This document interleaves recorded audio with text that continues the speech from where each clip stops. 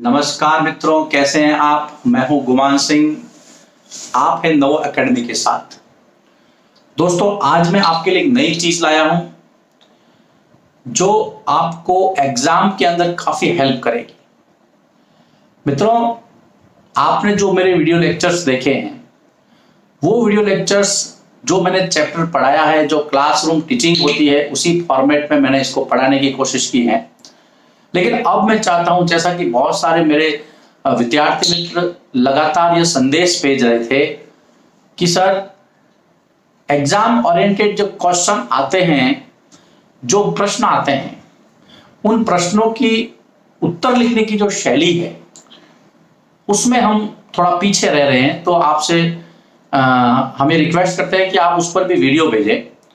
तो देखिए मित्रों, मैंने उसी को ध्यान में रखते हुए एग्जाम शॉर्ट करके ये सीरीज चालू की है, जिसके अंदर आपको हर लेसन, जो चैप्टर मैंने पढ़ाया है उस चैप्टर से संबंधित जो अभ्यास के अर्थात जो एक्सरसाइज के प्रश्न, जो पाठ के पीछे, अध्याय के पीछे दिए हुए होते हैं, उन पर चर्चा मिलेगी। साथ ही उनको कैसे लिखना है आपको एग्जाम में, उन पर चर्चा होगी। उत्तर कैसे आप लिखेंगे तो आपको कैसे मार्क्स मिलेंगे वो हम डिस्कस करेंगे। साथ ही अगर कोई एक्स्ट्रा क्वेश्चंस उससे बनते हैं तो उस पर भी हम ध्यान देंगे। साथ ही यदि कोई मानचित्र वाला प्रश्न है या अध्याय के दौरान कोई प्रश्न पूछा गया है, सीबीएसई की जो बुक्स है, बहुत अच्छी प्यारी बुक्स है, तो हम उस पर भी चर्चा करेंगे। तो मित्रों, आज हम क्लास 7 का जो पहला अध्याय है इतिहास की किताब का, 1000 वर्षों के दौरान हुए परिवर्तनों की पड़ताल, उसको शुरू करने। ये देखिए मित्रों, आपके सामने जो स्क्रीन नजर आ रही है आपको, उस पर अध्याय का शीर्षक अर्थात चैप्टर लिखा हुआ है 1000 वर्षों के दौरान हुए परिवर्तनों की पड़ताल। इतिहास का चैप्टर है, ये पहला चैप्टर है। आपको जो मैंने क्लास ली है इसकी, उसका बोर्ड वर्क भी आपको बैकग्राउंड में नजर आ रहा है यहाँ पर, और मेरा पढ़ाते हुए का जो चित्र है, तो ये बताता है कि हमने इस चैप्टर पर कितनी मेहनत की है। यहाँ पर कोई कट पेस्ट फॉर्मूला नहीं है, यहाँ पर है क्लासरूम टीचिंग, क्लासरूम टीचिंग के साथ नोट्स मेकिंग, और नोट्स मेकिंग के साथ में क्वेश्चन आंसर पर चर्चा और आंसर राइटिंग स्क्रिप्ट पर हम लोग ध्यान देंगे। तो आइए शुरू करते हैं हम इस चैप्टर को। शुरू करते हैं प्रश्नों का अभ्यास। देखिए मित्रों, इस प्रश्नों के अभ्यास को भी मैंने 4 श्रेणियों में बांटा है। यहाँ पर पहले वे प्रश्न है जो पाठ्य पुस्तक से लिए गए हैं, हमने सीधा सीधा लिया है। दूसरे अदर इंपॉर्टेंट क्वेश्चंस, अन्य महत्वपूर्ण प्रश्न है। तीसरा, यदि चैप्टर के दौरान कोई प्रश्न पूछे गए हैं तो उन पर चर्चा होगी। और चौथा जो है वो है मानचित्रों पर चर्चा। तो इस प्रकार से हमने इसको 4 प्रकार के विभाजन के तहत रखा है। ये जो चारों प्रकार का जो विभाजन है वो हमें ये पूरा चैप्टर क्लियर करवाएगा। सबसे पहले जो पहला प्रश्न है, जो किताब के पीछे यानी कि जो आपका चैप्टर उसके पीछे दिया गया है, अतीत में विदेशी किसे माना जाता था। आज हम विदेशी मानते हैं जो विदेश से आता है, जो फॉरेन से आता है, जो भारत का नहीं है, जो भारत के पड़ोसी देश या सुदूर देशों से आता है। लेकिन पहले मध्यकाल में जो 1000 वर्षों का हम स्टडी करते हैं उसके अंदर इसको कैसे लिया जाता था, तो सीधा सीधा उत्तर है। देखिए मित्रों, विदेशी शब्द का अर्थ मध्य युग में किसी अन्य गांव से आने वाले या अलग संस्कृति वाले व्यक्ति के लिए इस्तेमाल किया जाता था, जिसे हिंदी में हम परदेशी और फारसी में अजनबी कहते थे या अजनबी कहा जाता था। अगर आप इतना लिखेंगे तो आपके लिए सफिशिएंट आंसर होगा इसका। मुझे नहीं लगता कहीं भी आप अंक कटना चाहिए। आपने सीधा और सटीक आंसर दिया है कि पहले दूसरे गांव से भी कोई आदमी आ जाता था, पड़ोसी गांव से, तो वो भी अजनबी हो जाता था, परदेशी हो जाता था। अगर अलग कल्चर से आता है तो भी उसको हम परदेशी कहते थे। लेकिन आजकल ऐसा नहीं। आजकल जो आपके देश अर्थात भारत का नहीं है, जो इंडिया का नहीं है, तो इसका आंसर आप इस प्रकार से लिख सकते हैं। आप नोटबुक के अंदर नोट कर ले, इसमें कहीं भी कोई आपको घबराने की आवश्यकता नहीं है। मित्रों, अब हम चर्चा करते हैं अगले प्रश्न पर, जो कि दूसरा प्रश्न है। और दूसरे प्रश्न के अंदर क्या है, सही और गलत दिया गया है। अब सही और गलत आपको बताना है कि सन 700 के बाद के काल के संबंध में अभिलेख नहीं मिलते हैं, ये सही है या गलत। तो मैं कहूंगा ये गलत है, क्योंकि अभिलेख मिलते हैं। तो पहला जो क है वो गलत है। फिर ख है, इस काल के दौरान मराठों ने अपने राजनीतिक महत्व की स्थापना की। ये काल कौन सा काल? मध्यकाल। ये बिल्कुल सही है कि मध्यकाल में मराठों का जो राजनीतिक महत्व है वो ज्यादा हो गया था। तो दूसरा जो कथन है वो सही है, पहला गलत था। तीसरा कथन, कृषि केंद्रित बस्तियों के विस्तार के साथ कभी कभी वनवासी अपनी जमीन से उखाड़ बाहर कर दिए जाते थे। वो ये सही कथन है मित्रों, क्योंकि आदिवासियों को कभी कभी अपनी वन भूमि छोड़ने के लिए मजबूर किया जाता था, क्योंकि राजा ये चाहते थे कि कृषि भूमि का विस्तार हो और खेती ज्यादा हो। अब हम अगर घ वाले कथन को देखें, चौथा कथन, सुल्तान गयासुद्दीन बलबन असम, मणिपुर और कश्मीर का शासक था, तो ये गलत बात है। ये कथन गलत है, क्योंकि वो दिल्ली का शासक था, वो असम, मणिपुर और कश्मीर का शासक नहीं था। तो मित्रों पहला कथन गलत हुआ। यह है आपके तीसरा प्रश्न। तीसरा प्रश्न खाली जगह से संबंधित है, रिक्त स्थानों से संबंधित है। अब तीसरे प्रश्न में पहला जो रिक्त स्थान है उसमें लिखा है कि अभिलेखागारों में क्या रखे जाते थे, ब्लैंक स्पेस दिया है। तो आपको पता होना चाहिए कि अभिलेखों में दस्तावेज तथा रिकॉर्ड्स रखे जाते थे, तो यहां पर आंसर आएगा इसका दस्तावेज। दूसरा ख, कौन 14वीं सदी का इतिहासकार था? तो यहां पर जो सिलेबस में दिया है जियाउद्दीन बर्नी का नाम आता है, तो यहां पर आपको लिखना पड़ेगा जियाउद्दीन बर्नी।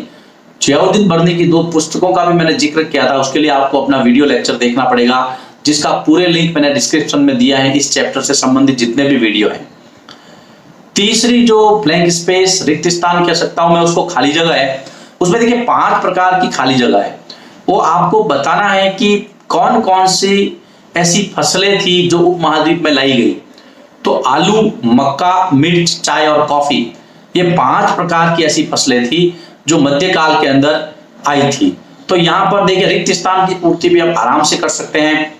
अब हम चौथे प्रश्न की ओर रुख करते हैं कि इस काल से मतलब यहां पर मध्यकाल से, जो 700 से 1750 या 1000 वर्षों का जो समय था, उसमें पूछा है कि प्रौद्योगिकी में क्या परिवर्तन आए।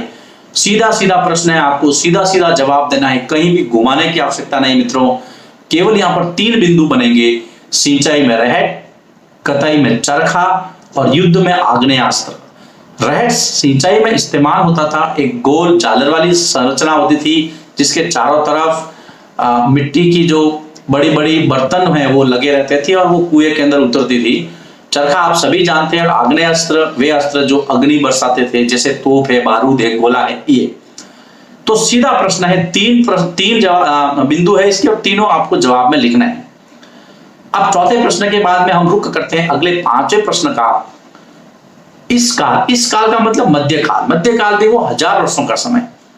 इस काल के दौरान हुए कुछ धार्मिक परिवर्तन कैसे थे, जानकारी दे।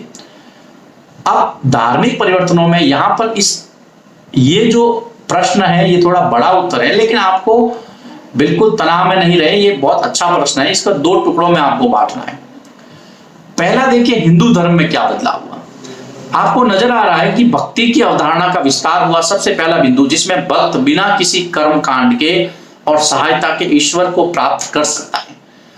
दूसरा लिखना है नए देवी देवताओं की पूजा, और तीसरा है राजाओं द्वारा मंदिरों का निर्माण। इन 3 बिंदुओं का आप हिंदू धर्म के लिए लेना है, आराम से इसको समझते हुए कि भक्ति की भावना का विस्तार हुआ, जिसमें लोग भगवान की भक्ति कर सकते थे और कहीं दिखावे की आवश्यकता नहीं थी। और इस प्रश्न का जो दूसरा भाग है वो है इस्लाम धर्म से संबंधित, कि मध्यकाल में उपमहाद्वीप में एक नया धर्म इस्लाम आया था, इस्लाम का आगमन हुआ।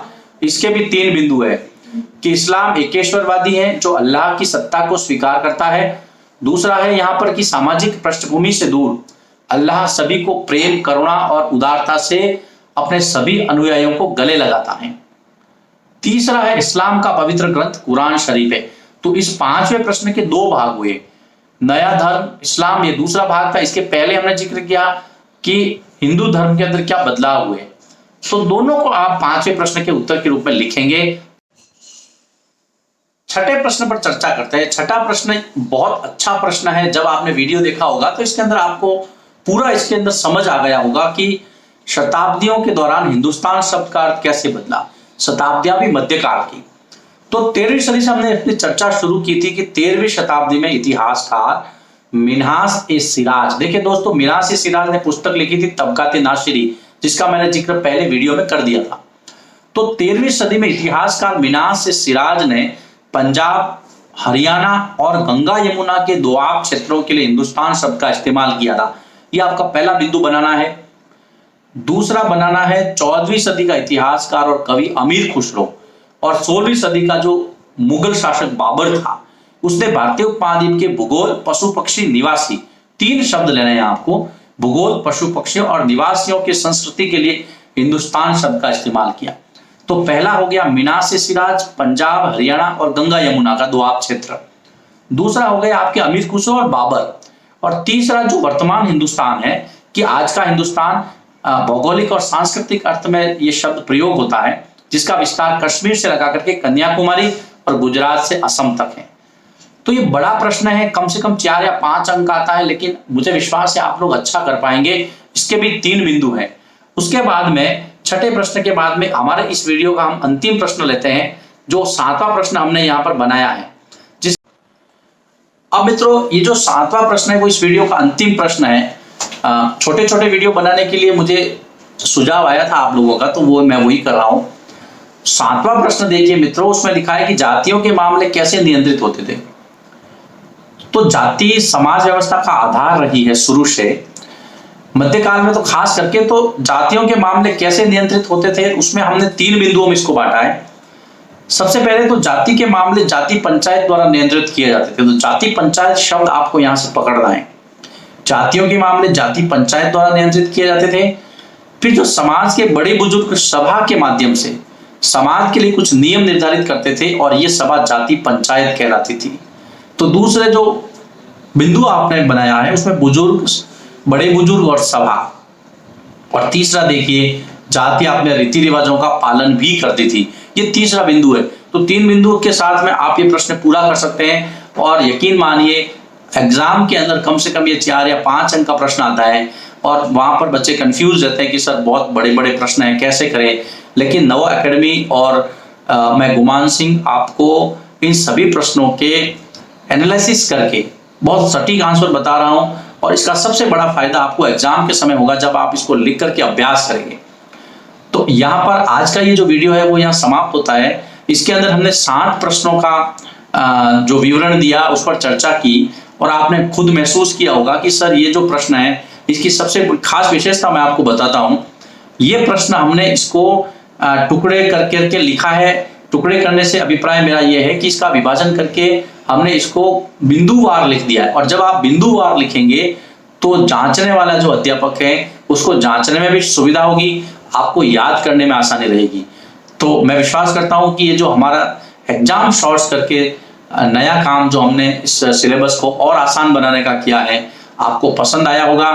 और एक आप लोगों से रिक्वेस्ट करना चाहूंगा, जब आप ये सब प्रश्न देखें, इसके उत्तर देख रहे हैं, पढ़ रहे हैं, तो निश्चित रूप से आप रजिस्टर लेकर के बैठे नोटबुक में और नोटबुक के अंदर इनको लिखें। क्योंकि जो हमने वीडियो लेक्चर जो देखे हैं, जो हमारी क्लासरूम टीचिंग जैसी एक वीडियो लेक्चर की जो सीरीज चली है पूरी, उसके बाद में यदि आप इनको देखेंगे तो सिलेबस के अंदर आपको कहीं कोई कंफ्यूजन नहीं रहेगा और आप आगे के अध्याय के लिए अच्छे से तैयार खुद को कर पाएंगे।